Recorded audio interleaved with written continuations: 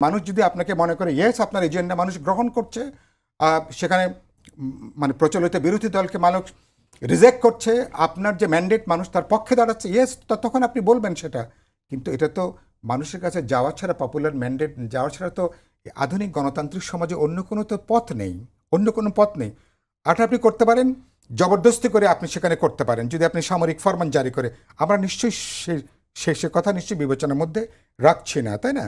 তাহলে আপনাকে এটা শুনতে হবে, কথা বলতে হবে। হ্যাঁ, আপনি আপনার এজেন্ডা নিয়ে পরে আপনি কথা বলবেন, আলোচনা করবেন মানুষ। আর আমি তরুণদেরকে আগেও বলেছি, তোদেরকে বলেছি যে এক যাত্রায় সব কিছু অর্জন করার চিন্তাটা খুব ভুল চিন্তা।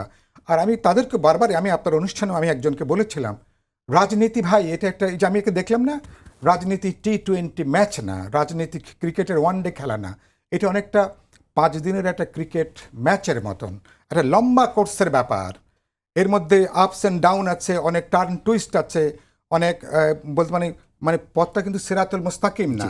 তাহলে এইটা হলো বাস্তব উপলব্ধি। এবং ওনারা এখন যেটা করছেন কি, এই যে তরুণরা এখন যে যাচ্ছেন, তারা বুঝতে পেরেছেন তারা কি চাইলে নির্বাচনকে বাধাগ্রস্ত করতে পারবে? কোনটা?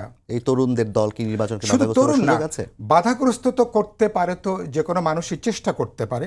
আমার মনে হয় না তারা নির্বাচন বাধাগ্রস্ত করতে চান। এগুলো রাজনৈতিক বক্তব্য, এগুলোকে এত সিরিয়াসলি নেবার আমি কিছু দেখছি না।